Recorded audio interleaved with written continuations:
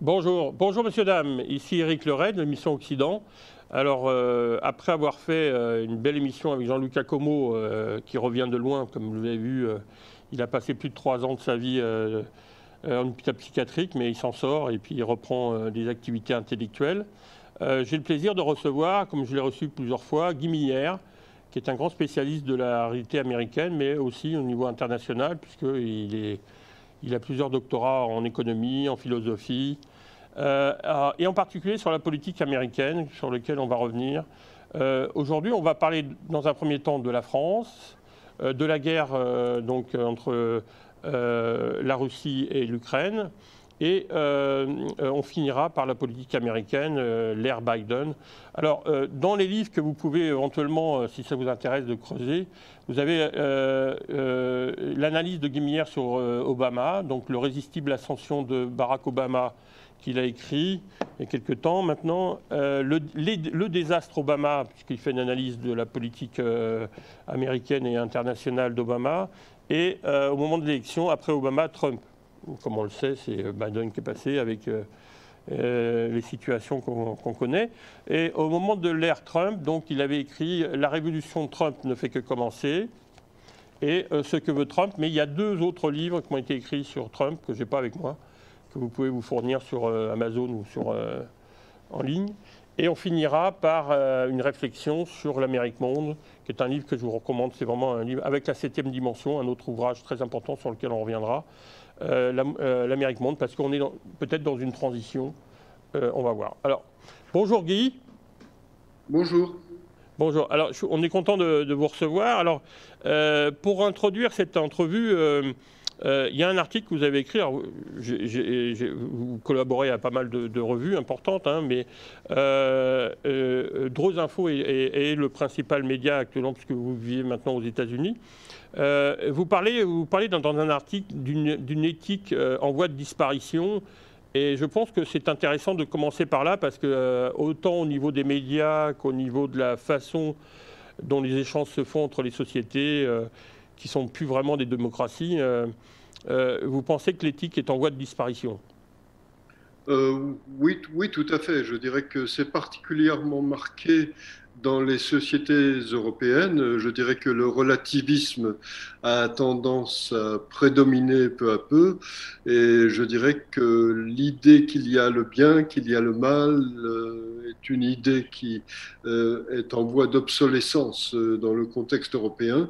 Et j'ajouterais que cela a des conséquences sur le regard que l'on porte en Europe sur le monde. Je remarque que lorsque l'on parle par exemple du conflit actuel, donc de la guerre d'agression de la Russie contre l'Ukraine, on souligne très insuffisamment, à mes yeux, le fait que la Russie est une dictature et que Poutine est un dictateur sans éthique ni scrupules et que l'Ukraine est une démocratie agressée, menacée. Et même quand on parle, parce qu'on commence à en parler, de génocide, je constate que dans le contexte français, beaucoup de gens mettent en doute cette définition des choses.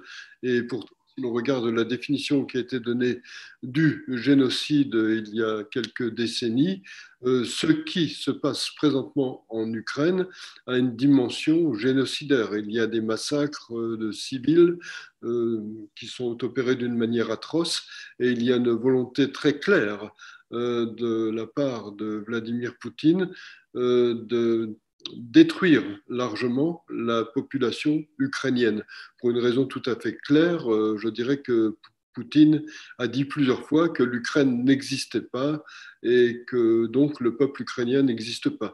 Et il a ajouté à cela sa propre définition du nazisme, et je l'ai retrouvé chez beaucoup de gens dans le contexte européen.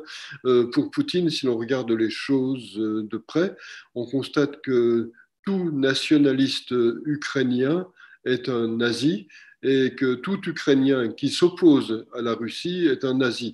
Avec une définition de ce genre-là, le nazisme est très vaste. ça ne correspond pas à la réalité des choses et on peut se permettre, aux yeux de Poutine, de détruire des milliers d'êtres humains sous prétexte que ce seraient des nazis. Je rebondis sur, puisque vous avez préféré commencer par le sujet guerre. Je l'ai abordé parce qu'il avait été question. Vous faites bien, non, mais c'est parfait. C'est que je pense que c'est très important de revenir un peu sur l'historique.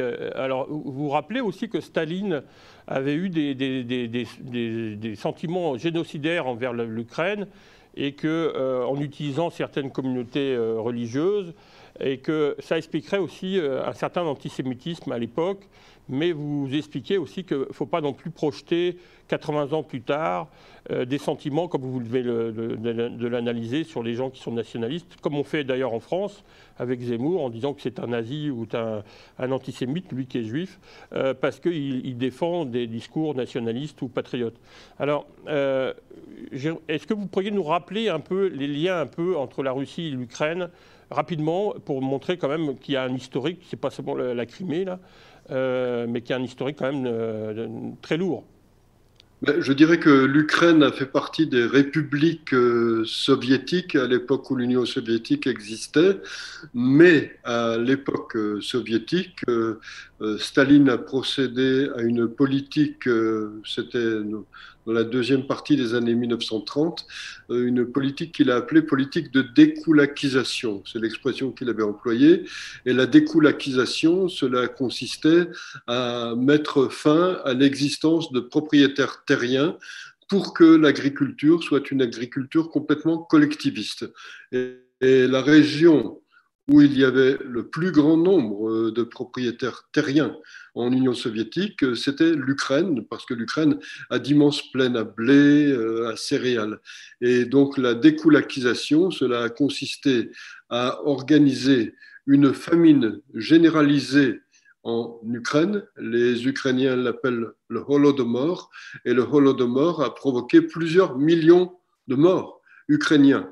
Et donc, je dirais que les Ukrainiens ont gardé, depuis cette époque, bien que l'Ukraine soit restée une partie de l'Union soviétique, une détestation de l'Union soviétique. Et dès qu'ils ont pu sortir de l'Union soviétique, ils sont sortis de l'Union soviétique. Et je dirais que c'est quelque chose qu'on a tendance à oublier, on laisse ça de côté.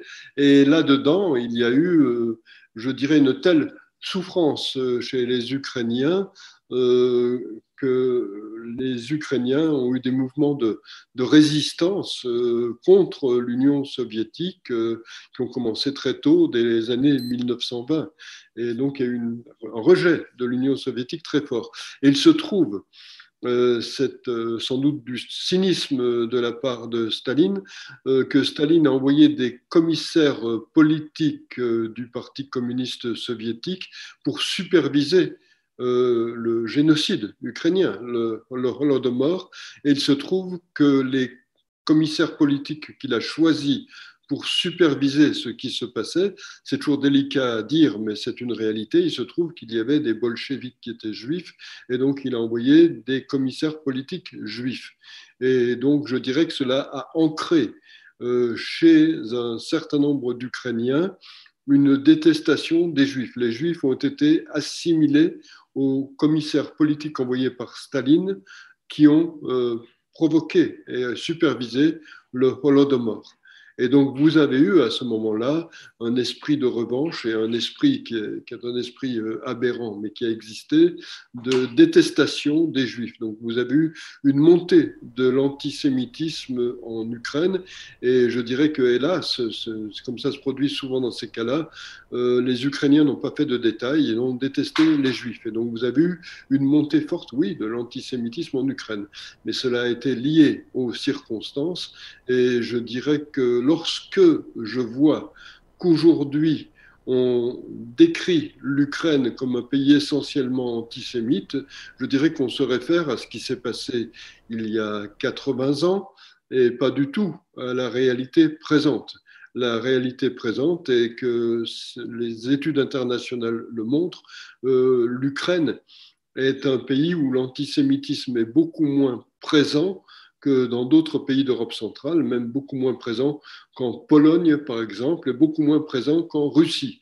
Et donc, toutes les incriminations assimilant les Ukrainiens à de l'antisémitisme sont des éléments de propagande venus de l'ex-KGB, qui s'appelle maintenant FSB, et qui vise à diaboliser la population ukrainienne. Si les Ukrainiens étaient antisémites, comme on le dit, Volodymyr Zelensky n'aurait jamais reçu 73% des voix, parce que Volodymyr Zelensky est quelqu'un qui est juif, qui ne l'a jamais caché et qui l'a même souvent revendiqué. Une population antisémite n'est pas une population qui élit un président juif. Et je peux rajouter un point, on cite souvent Stepan Bandera pour dire les Ukrainiens admirent un nazi. Stepan Bandera est quelqu'un qui avait, dès la fin des années 1920, mis en place une résistance anti-bolchevique en Ukraine. Et il est vrai que lorsque les nazis sont arrivés en Ukraine, c'était pas très longtemps après le Holodomor, pas très longtemps après le génocide subi par les Ukrainiens, il s'est rallié transitoirement aux nazis en les prenant pour des gens qui allaient délivrer l'Ukraine du joug soviétique qui venait de provoquer un génocide. Mais je dirais que cela s'est très vite mal passé entre Stepan Bandera et les nazis. Il est devenu hostile aux nazis, les vrais nazis, ceux envoyés par Adolf Hitler, et il a été envoyé dans un camp de concentration nazi. Et donc je dirais que si Stepan Bandera avait été un nazi, il n'aurait pas été envoyé dans un camp de concentration nazi. Ce n'était pas l'habitude des nazis d'envoyer leurs alliés et les gens qui travaillaient avec eux en camp de concentration. Voilà, ces points me paraissent devoir être soulignés parce qu'ils ne le sont pas en général. Tout à fait, et c'est pour ça que je vous ai posé la question. Alors, l'autre partie, ça serait pour 2014. Comment expliquer que, parce qu'on justifie, on a reçu Pierre Cassand ici, on voit bien que le Front National ou le Rassemblement National de Le Pen est proche et soutient Poutine. Par rapport à l'OTAN, tout le discours est une progression donc, des sociétés qui valorisent en Occident donc, la liberté. Et on a vu donc certaines républiques demander leur adhésion. Et Poutine, là aussi, il faut rappeler que c'est l'ancien patron du KGB aussi, donc dans sa propagande, dit qu'il justifie son insertion ou son attaque de l'Ukraine parce que donc, il a voulu intégrer l'OTAN. Première question. Et le deuxième, c'est aussi que 2014, mais il y a eu aussi la Crimée, on sait aussi que la Russie a soutenu les indépendantistes russes, qui est donc la minorité russe. Pouvez-vous nous éclairer sur ces deux points ? Je dirais qu'il y aurait beaucoup de choses à expliquer pour comprendre la généalogie de ce qui se passe actuellement, mais je dirais que si on voulait vraiment remonter à la racine, il faudrait remonter à 1994. En 1994, l'Ukraine, qui avait un arsenal nucléaire important, a accepté de se défaire de ses armes nucléaires en échange d'un accord de protection. L'accord disait que si l'Ukraine se trouvait menacée, trois pays viendraient immédiatement à son secours et défendraient l'intégrité territoriale de l'Ukraine. Ces trois pays étaient le Royaume-Uni, les États-Unis et la Russie. Bon, la Russie a bien évidemment trahi cet accord, on est en train de le voir d'une manière tragique, mais je dirais que le Royaume-Uni et les États-Unis eux-mêmes n'ont pas vraiment été à la hauteur de cet accord. Ils commencent à l'être un peu, mais je dirais qu'en toute logique, si cet accord avait été respecté, les États-Unis et le Royaume-Uni auraient dû immédiatement voler au secours de l'Ukraine. Cela aurait correspondu à l'accord de 1994. Ce qui s'est passé après 1994 jusqu'à 2014 c'est que l'Ukraine a eu des premiers ministres, des présidents qui ont été sous une très forte pression de la Russie de Poutine et sous influence de la Russie de Poutine. L'un d'eux a voulu s'émanciper un peu, il a été empoisonné. L'empoisonnement de ses ennemis est une technique très souvent utilisée par Vladimir Poutine. Et je dirais qu'en 2014, vous avez un président ukrainien qui a été élu et qui a été élu sur un programme disant que l'Ukraine allait se rapprocher de l'Union européenne et du monde occidental. Et je dirais que ce président a subi des pressions de la part de la Russie et a renoncé à ce qu'il avait promis à la population ukrainienne et dit que finalement, il allait passer des accords préférentiels avec la Russie. Vous avez eu un grand mouvement de révolte au sein de l'Ukraine parce que la population ukrainienne veut depuis très longtemps faire partie du monde occidental et cela a donné ce que l'on a appelé la révolution de Maïdan. Et je dirais que cette révolution avait toute légitimité. La population ukrainienne considérait que le président Yanukovych, trahissait son mandat et voulait que l'Ukraine reste dans le giron de la Russie, alors que la grande majorité de la population ukrainienne voulait se rapprocher du monde occidental. Alors, il se trouve qu'il y a aux États-Unis, c'est quelque chose qui a été créé sous Ronald Reagan, une institution qui s'appelle le National Endowment for Democracy. Et cette organisation se donne pour tâche d'aider les pays qui veulent avancer dans la direction de la démocratie à avancer effectivement dans la direction de la démocratie. Et donc le National Endowment for Democracy s'est impliqué dans ce qui se passait en Ukraine et a soutenu la population ukrainienne et a contribué à ce que des politiciens qui voulaient aller dans le sens de la démocratie puissent avancer dans la direction de la démocratie et dans la direction de l'intégration au monde occidental. Alors cela s'est trouvé traduit dans la propagande russe et chez ceux qui colportent la propagande russe en Europe comme un coup d'État qui aurait été monté par les États-Unis contre l'Ukraine. Ce qui est un discours monstrueux. Je dirais qu'il n'y a eu aucun coup d'État. Il y a eu un soulèvement de la population. Ce soulèvement de la population a effectivement été aidé par le National Endowment for Democracy. C'est son rôle et personnellement, je ne vois aucun problème dans le fait qu'une structure américaine aide des populations et des pays à avancer vers la démocratie. Pour y voir un problème, il faut être un ennemi de la démocratie et être un ennemi de la liberté, ce qu'est la Russie, mais il y a aussi des ennemis de la démocratie et de la liberté dans le monde occidental. Donc, ce sur quoi cela a débouché à l'époque, cela a été sur une démission du président Yanukovych, qui est parti ensuite à l'étranger, en Russie bien sûr, et il y a eu des élections présidentielles. Et il y a eu une première élection présidentielle qui a porté au pouvoir un président qui correspondait aux aspirations de la population. Et vous avez une deuxième élection présidentielle qui a porté Volodymyr Zelensky au pouvoir. Donc vous avez eu deux présidents successifs qui allaient dans cette direction. Le premier était Petro Poroshenko et le deuxième est donc Volodymyr Zelensky. Et donc Volodymyr Zelensky a été élu sur un programme de rapprochement avec le monde occidental, de demande d'entrée dans l'Union européenne pour l'Ukraine et de demande d'entrée de l'Ukraine dans l'OTAN.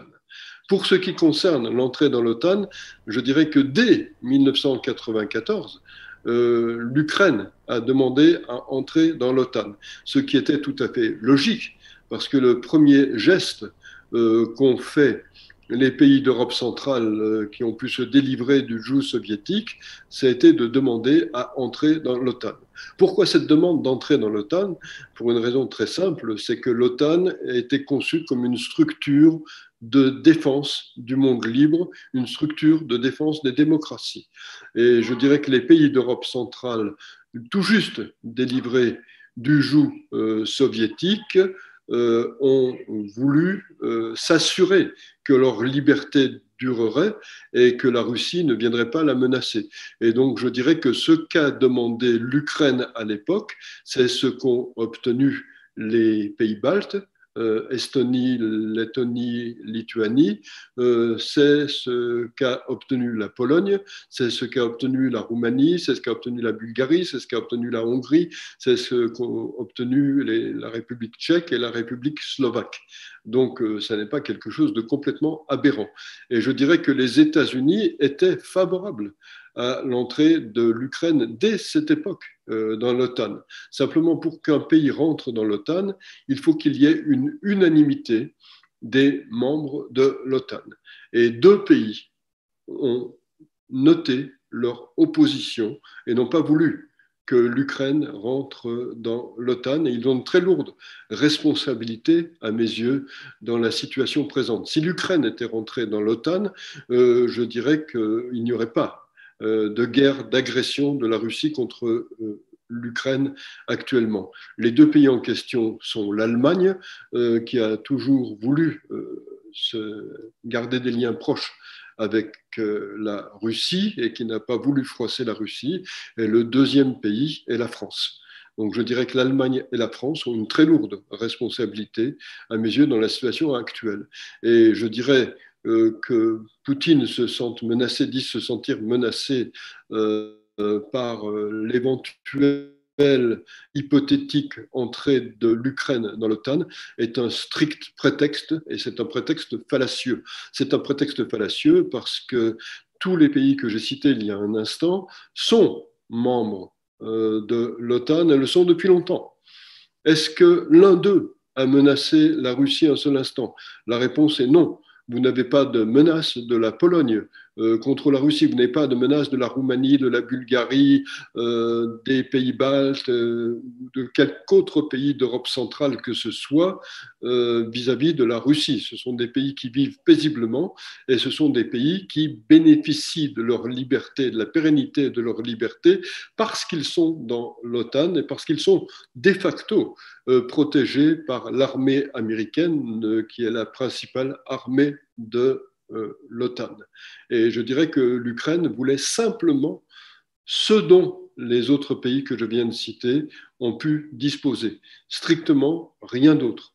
L'Ukraine voulait aussi entrer dans l'Union européenne et je dirais qu'il n'y a rien de criminel à cela. Des pays comme la Pologne, la République tchèque, la Roumanie, etc., sont entrés dans l'Union européenne. Et je dirais que c'est le droit souverain d'un pays de décider de ce qu'il veut faire, des alliances qu'il passe. Surtout, c'est une alliance défensive et des alliances économiques qu'il passe. Nous ne sommes plus à l'époque de ce que l'on appelait sous Brejnev la souveraineté limitée. À l'époque de Brejnev, à l'époque de l'Union soviétique, un pays d'Europe centrale voulait prendre un petit peu de distance avec l'Union soviétique, on lui envoyait les chars, on lui envoyait l'armée. Je dirais que nous ne sommes plus à cette époque-là. Je dirais que visiblement, Vladimir Poutine a la nostalgie de cette époque et Vladimir Poutine, en ce moment, s'acharne d'une manière absolument injuste et ignoble sur l'Ukraine. Et je dirais que tous les discours que je vois circuler disant « mais l'Ukraine voulait rentrer dans la globalisation, etc. » je dirais que les gens qui tiennent ces discours sont des gens qui tiennent des discours absolument ineptes. Vous avez une mondialisation qui est un fait. C'est ce que j'analyse. Excusez-moi de vous couper, vous dites qu'à un moment donné que nous sommes dans une 4e guerre mondiale et vous faites référence justement à Normand Podhoretz qui a écrit un livre là-dessus. Oui, je dirais que on parle un petit peu de Troisième Guerre mondiale. Je préfère l'expression de Norman Podhoretz, qui était le rédacteur en chef de Commentary Magazine aux États-Unis et qui est un penseur pour qui j'ai beaucoup d'estime. Et donc Norman Podhoretz dit la guerre froide, c'était la Troisième Guerre mondiale. Elle ne s'est pas déroulée comme les deux premières guerres mondiales, mais c'était une guerre mondiale aussi. Et nous sommes maintenant dans quelque chose qui peut prendre une ressemblance avec à nouveau une guerre mondiale, avec des régimes totalitaires et autoritaires, et avec en face un monde démocratique. Et je dirais que ce qui se passe ressemble à cela. Et je dirais qu'il y a une multitude de discours à réfuter.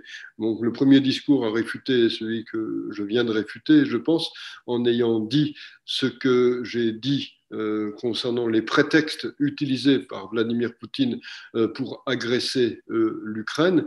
Mais je dirais que cette agression est une agression qu'il a lancée contre l'OTAN, puisque dans son discours de départ, Vladimir Poutine disait je ne veux pas que l'Ukraine rentre dans l'OTAN, mais je ne veux pas non plus qu'il y ait des structures militaires de l'OTAN sur le pourtour immédiat de la Russie. C'est un discours digne de l'époque soviétique. Les pays en question, les pays d'Europe centrale qui sont dans l'OTAN, n'ont aucune intention agressive vis-à-vis de la Russie.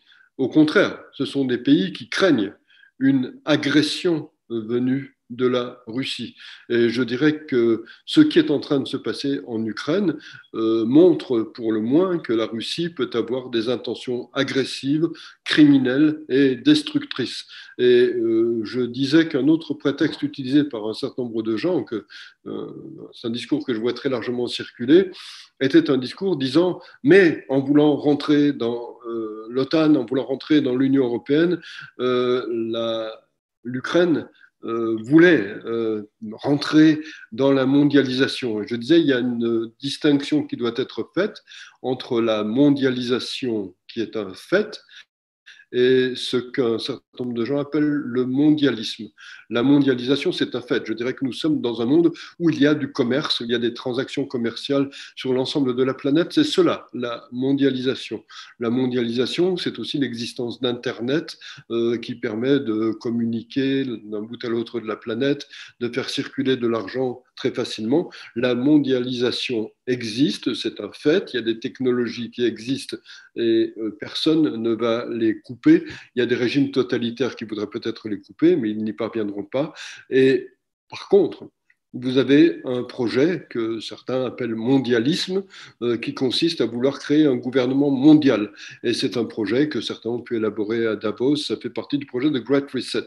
Mais je dirais que assimiler la volonté de l'Ukraine de rentrer pleinement dans le monde occidental et de participer à la mondialisation, je ne sais quel projet qui ferait que l'Ukraine se mettrait au service du mondialisme est une ineptie totale et monstrueuse. Ça n'a aucun sens. L'Ukraine veut simplement avoir le même statut que la Pologne, que les pays d'Europe centrale ou que la France et les pays d'Europe occidentale. Elle veut être un pays du monde libre, elle veut être un pays démocratique, elle veut pouvoir vivre à part entière la vie d'un pays souverain et démocratique. Elle ne veut pas être sous le joug de la Russie. La Russie et Poutine ont voulu la punir pour cela. C'est absolument répugnant et arbitraire. Alors justement, ça me permet de rebondir. On voit bien, vous soulignez qu'on est peut-être face à une défaite de Poutine et des ennemis du monde occidental est possible en Ukraine. Ça, vous émettez l'hypothèse. Mais ce qui est surprenant, c'est qu'on a vu en France, justement, un certain discours anti-OTAN se développer en s'inspirant de De Gaulle. C'est vrai que De Gaulle est sorti de l'OTAN.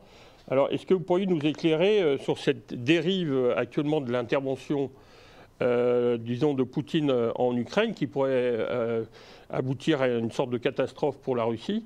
Et éventuellement, comment expliquer que des candidats comme Zemmour et d'autres s'inspirent d'une sorte d'anti-américanisme qui semble être présent depuis longtemps en France?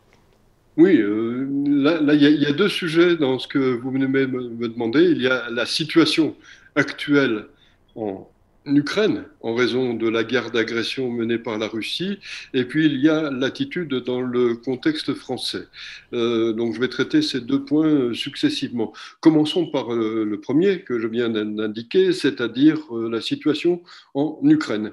Je dirais que Vladimir Poutine a vraiment très mal évalué la situation à laquelle il serait confronté en agressant l'Ukraine.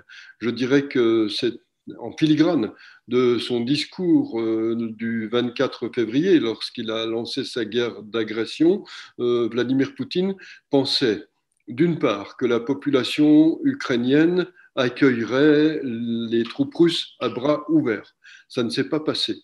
Vladimir Poutine pensait que l'armée ukrainienne était une petite armée qui allait immédiatement se soumettre, que les soldats ukrainiens allaient lever les bras en l'air et se rendre aux troupes russes. Ça ne s'est pas passé. Vladimir Poutine pensait que le président ukrainien se rendrait lui-même immédiatement. Et je dirais d'ailleurs, Joe Biden a proposé à Volodymyr Zelensky d'envoyer un avion à Kiev et lui a dit, si vous voulez quitter le pays et demander l'asile politique aux États-Unis, on vous l'accorde très volontiers. La réponse de Volodymyr Zelensky a dit, je n'ai pas besoin d'un avion pour partir à l'étranger, j'ai besoin d'armes. Et donc, Vladimir Poutine s'est trouvé confronté à une population qui a résisté, à une armée qui a tenu tête et à un président qui s'est conduit en homme d'État et qui continue à se conduire en homme d'État. Et je dois dire qu'il y a une ignominie absolue dans la façon dont, dans l'essentiel des pays d'Europe, on traite Volodymyr Zelensky. Volodymyr Zelensky a pris la dimension d'un homme d'État et on pouvait se douter qu'il prendrait cette dimension d'un homme d'État, puisque lorsqu'un journaliste lui a demandé quel était son modèle quand il a été élu, il a répondu Ronald Reagan. Et je dirais que quelqu'un qui prend Ronald Reagan comme modèle est quelqu'un dont on peut attendre des comportements plutôt positifs. Et je dirais que de facto, Volodymyr Zelensky est quelqu'un d'extrêmement courageux, d'extrêmement lucide, d'extrêmement déterminé. Et je dirais que toute la résistance ukrainienne repose sur ses épaules. Il est logique dans ces conditions que la propagande russe trouve tous les moyens pour essayer de le dénigrer, mais je trouve lamentable que ce dénigrement trouve dans des circonstances tragiques tant de gens pour le colporter dans le contexte européen. En tout cas, la guerre a très mal tourné pour l'armée russe. L'armée russe pensait en finir en quelques jours. Elle s'est complètement enlisée dans le nord. Des chars d'assaut sont tombés en panne. La logistique n'a pas été assurée. La nourriture n'arrivait pas pour les soldats. Il y a des soldats russes qui se sont rendus à la population ukrainienne simplement pour avoir à manger. Le siège de Kiev n'a pas pu se mettre en place.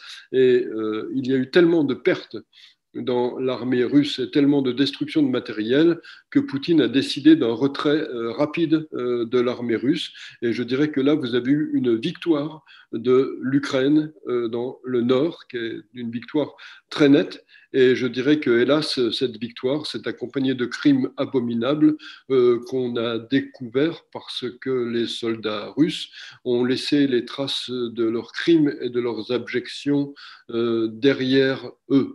Et là, on a encore vu la propagande russe jouer, dire que c'était les Ukrainiens qui avaient monté les massacres, etc. Ces discours sont absolument ignobles et grotesques. Quand vous avez des villages de plusieurs milliers d'habitants et que vous avez plusieurs centaines d'habitants qui ont été tués, quand vous avez les membres des familles des gens qui ont été tués qui témoignent, quand vous avez toutes les preuves, rentrer dans la propagande russe disant que tout ça est un coup monté, c'est absolument répugnant. J'ai assimilé cela récemment dans un article à du négationnisme et je pense qu'il s'agit effectivement de négationnisme. Donc l'armée russe se replie vers le sud, elle a subi de lourdes pertes de matériel et d'êtres humains, elle s'acharne sur la ville de Mariupol et je dirais qu'on en parle très insuffisamment. La ville de Mariupol, c'est une ville qui, en nombre d'habitants, pourrait être équivalent à la ville de Lyon en France. C'est une ville qui a été totalement rayée de la carte. Vous avez des milliers de morts, des hommes, des femmes, des enfants. La situation à Mariupol est absolument atroce. C'est la première fois depuis la Deuxième Guerre mondiale que vous avez une ville en Europe qui se trouve totalement rayée de la carte du monde. Cela devrait alarmer beaucoup de gens. Non, je vois beaucoup de gens qui passent ça sous silence. Enfin bon, toujours est-il que la Russie essaye maintenant de mener une offensive dans la région du Donbass. Et je dirais que je ne suis pas certain que cette offensive va bien se passer pour elle, parce que bon, il a fallu beaucoup de temps pour arriver à cela, mais l'administration Biden, qui au départ était tout à fait prête à s'accommoder de ce que voulait faire Poutine, est maintenant poussée par son opinion publique, poussée par une opinion publique mondiale que Volodymyr Zelensky a su mobiliser, et l'administration Biden commence à envoyer l'armement demandé par l'armée ukrainienne, et je dirais que l'Ukraine a les moyens de mettre en échec la Russie. Et je dirais que toute personne attachée à la démocratie, à la liberté, devrait considérer comme une bonne nouvelle que l'armée ukrainienne puisse mettre la Russie en état d'échec, parce que si l'armée ukrainienne y parvient, ce ne sera que justice, ce sera une démocratie agressée qui aura réussi à se défendre et à vaincre l'agresseur.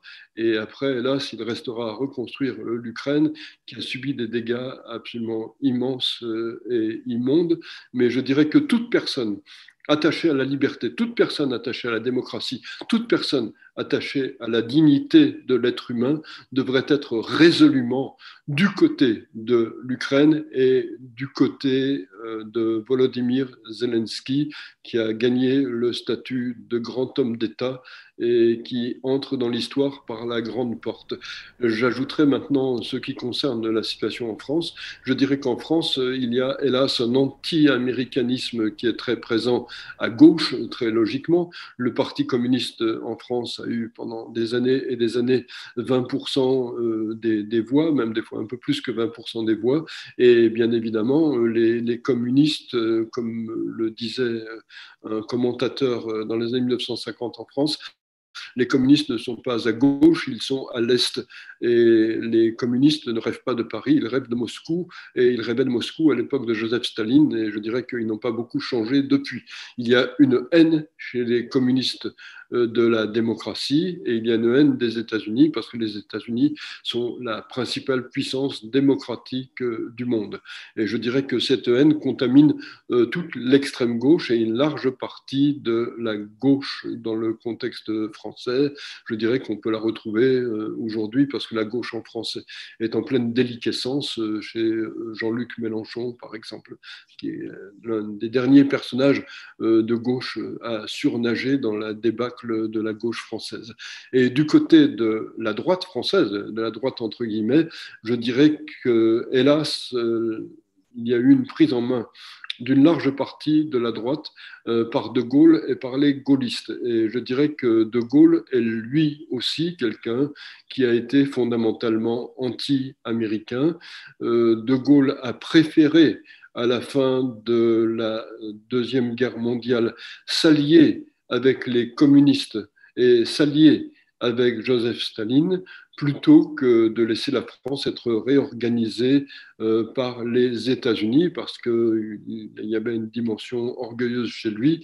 Il voulait que la France apparaisse comme étant dans le camp des vainqueurs. Donc les tensions entre De Gaulle, Winston Churchill et Franklin Roosevelt ont toujours été très grandes et je dirais que De Gaulle penchait plutôt du côté soviétique que du côté américain. Et c'est entre autres pour cela que bien que la France ait été très largement reconstruite, même quasiment intégralement reconstruite grâce à l'immense générosité américaine et grâce au plan Marshall, De Gaulle, dès qu'il en a eu l'occasion, a décidé de faire sortir la France du commandement intégré de l'OTAN et a fait fermer sur le territoire français toutes les bases américaines. Et je me souviens qu'à l'époque, le discours qui était celui des communistes n'était pas très éloigné de celui des gaullistes. C'était Yankee go home, américain, rentrez chez vous.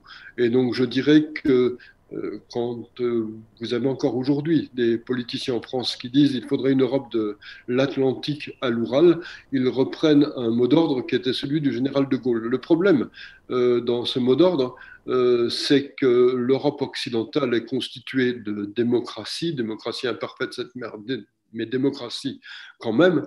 L'Europe entière, maintenant que le mur de Berlin est tombé, que l'Europe centrale a été libérée du joug soviétique, l'Europe entière est composée de démocratie, mais la Russie n'est toujours pas une démocratie.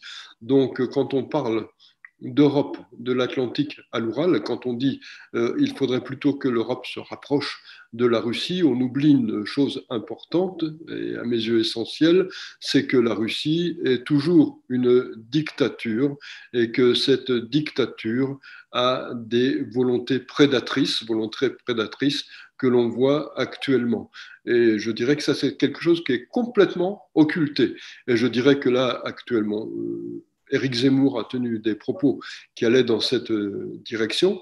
Et je dirais, il a parlé d'Europe de l'Atlantique à l'Oural, et je dirais que Marine Le Pen a encore récemment parlé d'Europe de l'Atlantique à l'Oural et a tenu d'autres propos qui sont, à mes yeux, des propos complètement ineptes, puisqu'elle a dit lorsqu'il y aura un traité de paix, nous devrons nous rapprocher, nous pourrons nous rapprocher de la Russie, et la Russie pourrait être en dialogue avec l'OTAN, voire intégrer l'OTAN. Mais c'est un discours complètement aberrant. Si elle parle de la Russie de Poutine, mais comment peut-elle imaginer qu'un accord de paix peut exister? Ou alors ce sera la paix des cimetières sur la destruction de l'Ukraine? Est-ce qu'elle pense que l'Ukraine peut signer un accord de paix avec la Russie? Est-ce qu'elle pense, mais comment peut-elle penser, et comment quiconque peut penser que l'OTAN peut se rapprocher de la Russie si c'est la Russie de Poutine? C'est absolument inconcevable. C'est un discours, c'est un galimatia en termes de politique étrangère qui est complètement inepte. Et l'autre discours que j'entends beaucoup, c'est il faut absolument qu'on se rapproche de la Russie, parce que si on ne se rapproche pas de la Russie va se rapprocher de la Chine.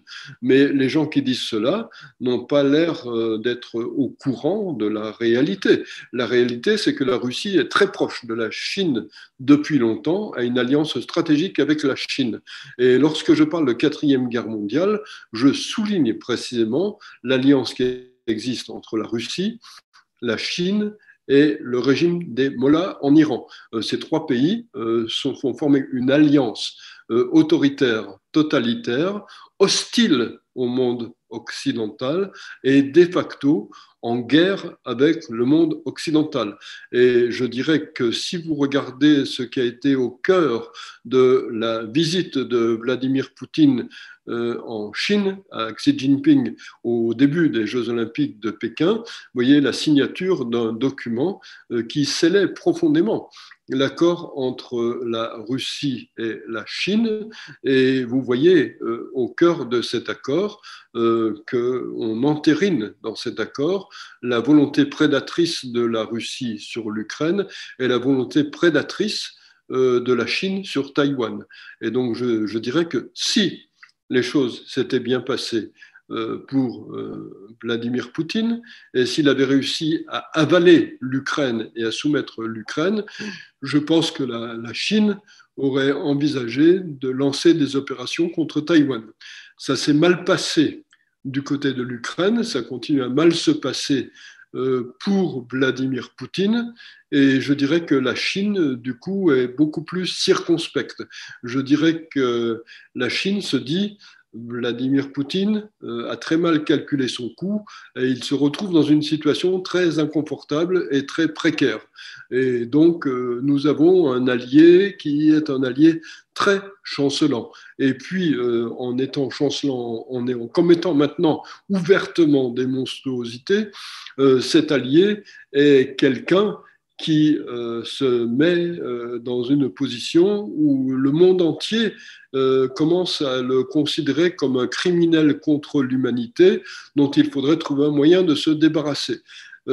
Même si la Chine a des comportements effroyables, il y a un comportement génocidaire de la Chine vis-à-vis des Ouïghours, mais la Chine n'est pas complètement assimilée aujourd'hui à un régime criminel contre l'humanité. Donc elle se dit, la Russie actuellement, elle fait tâche sur nos alliances et donc on ne veut pas trop apparaître comme étant allié à ça, on va retarder nos plans. Voilà. Alors, oui, j'aimerais revenir, je comprends, vous avez bien fait de donner cette présentation générale, comme ça on voit bien les enjeux. Et j'aimerais revenir juste un moment avant de repartir sur les politiques américaines pour conclure. Les élections françaises, bon, on a bien compris que la France est plus antisémite que l'Ukraine.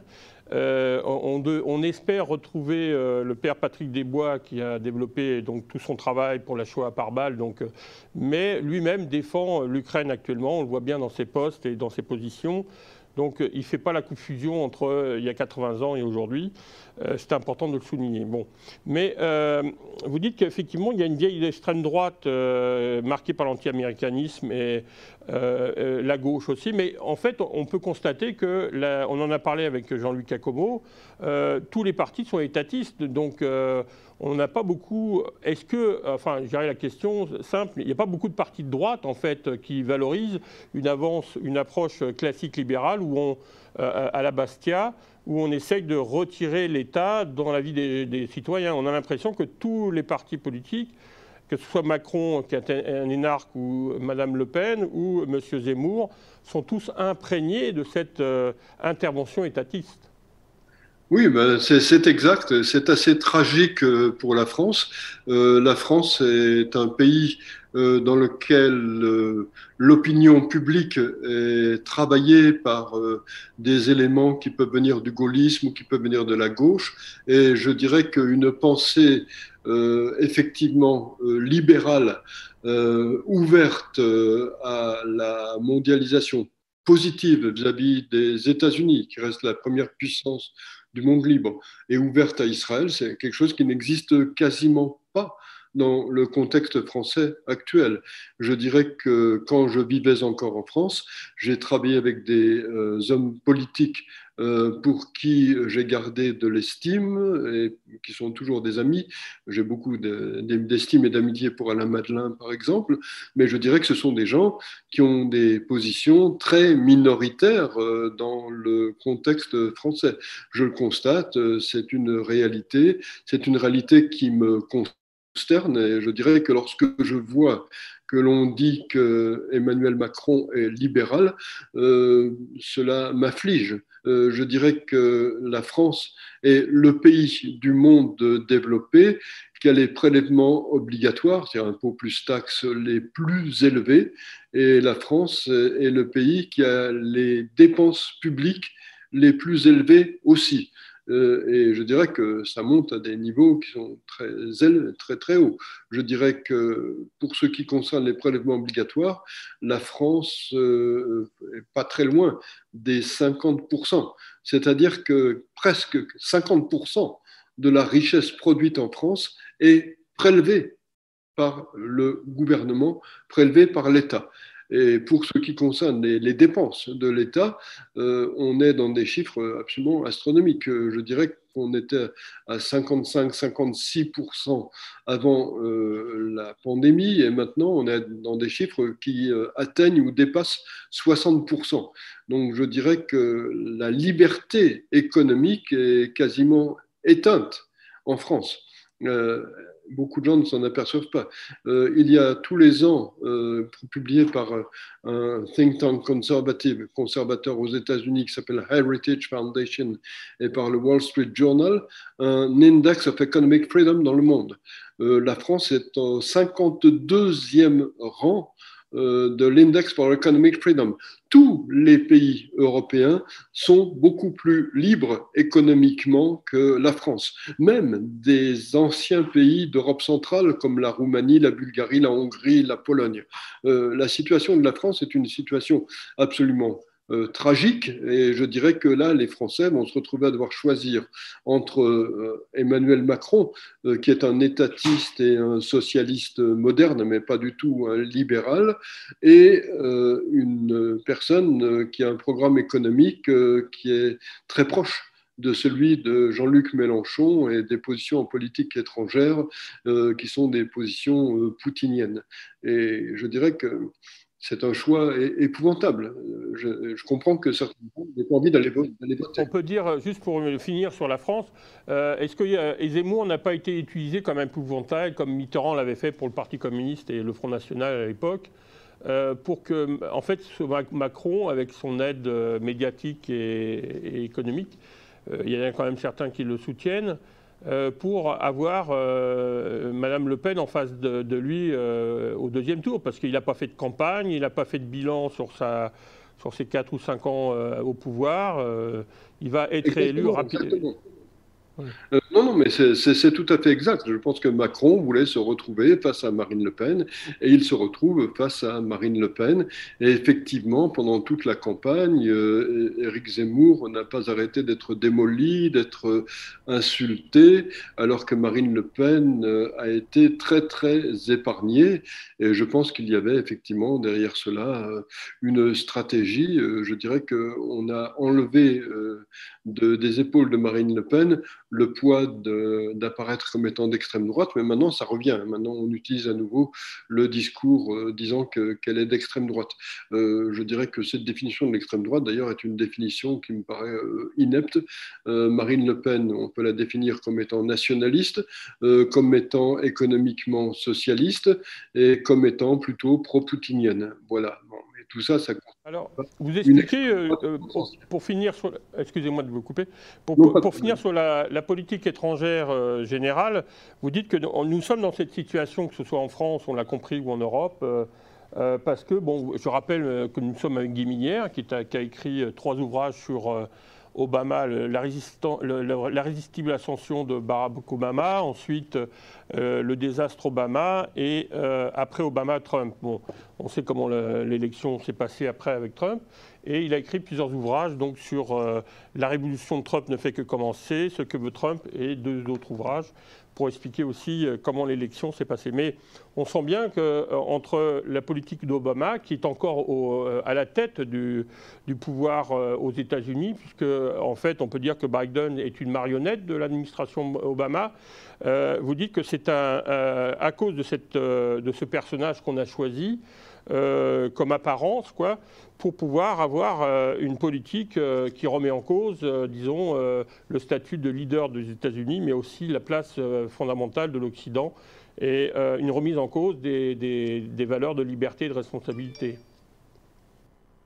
Oui, tout à fait. Je dirais que dans le contexte européen, on a repris, aussi bien à gauche qu'à droite, tous les discours de la gauche et de l'extrême gauche américaine pour démolir Donald Trump. Et je dirais que Donald Trump est quelqu'un qui, au contraire, aurait dû être très largement soutenu par tous ceux qui sont attachés à la liberté et à la démocratie, parce que, d'une part, il a redonné sa vigueur pleine et entière à l'économie américaine. Et je dirais que quand l'économie américaine fonctionne bien, l'économie du monde libre fonctionne bien aussi. L'économie des démocraties sur la surface de la planète fonctionne bien aussi. Et Donald Trump a une politique étrangère qui s'inscrivait dans la lignée de la politique étrangère menée par Ronald Reagan à son époque. Il a repris les thèmes de Ronald Reagan, il a repris l'expression peace through strength, la paix par la puissance. Et je dirais que si vous regardez ce qui s'est passé sous Donald Trump, les accomplissements en politique étrangère ont été absolument remarquables.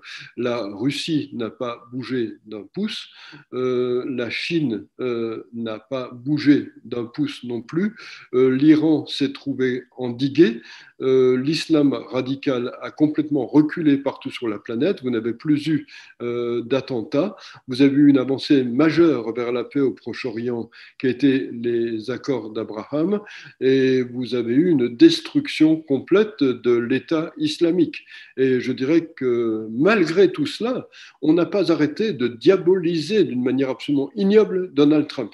Et quand Joe Biden a été élu, les journalistes de l'essentiel de l'Europe, et en France en particulier, ont été extatiques. On dit, ouf, enfin, nous allons retrouver le calme. Mais quel aveuglement faut-il avoir pour voir cela? Joe Biden, effectivement, a été poussé, mis en avant par l'ancienne équipe de Barack Obama. Et je dirais que aux États-Unis, on dit beaucoup que derrière, dans l'ombre, le mandat de Joe Biden, c'est le 3e mandat de Barack Obama. Et on ne le dit pas dans le contexte européen, mais à l'intérieur des États-Unis, les décisions prises par Joe Biden sont des décisions très destructrices sur tous les plans. Sur le plan de l'économie, sur le plan de la production d'énergie, sur le plan de l'immigration, sur le plan de la sécurité. Il n'y a pas un seul secteur que l'administration Biden n'essaye pas de détériorer ou de démolir au sein des États-Unis. Et si on regarde les choses à l'échelle de la planète, on voit que c'est effectivement une politique qui mène dans des directions désastreuses. On n'a pas assez insisté sur la débâcle qui a été provoquée par ineptie et par incompétence, mais aussi en partie volontairement par l'administration Biden en Afghanistan.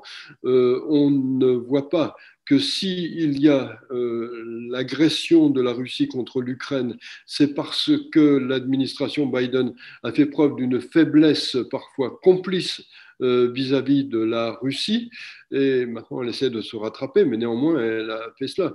Je dirais qu'à la place de continuer à bloquer le pipeline, le gazoduc Nord Stream 2, sur lequel Donald Trump avait mis des sanctions, qu'a fait Biden? Biden a levé toutes les sanctions et je dirais qu'il s'est produit ce qui devait se produire, c'est que l'Allemagne et une bonne partie de l'Europe sont devenus beaucoup plus dépendants de la Russie.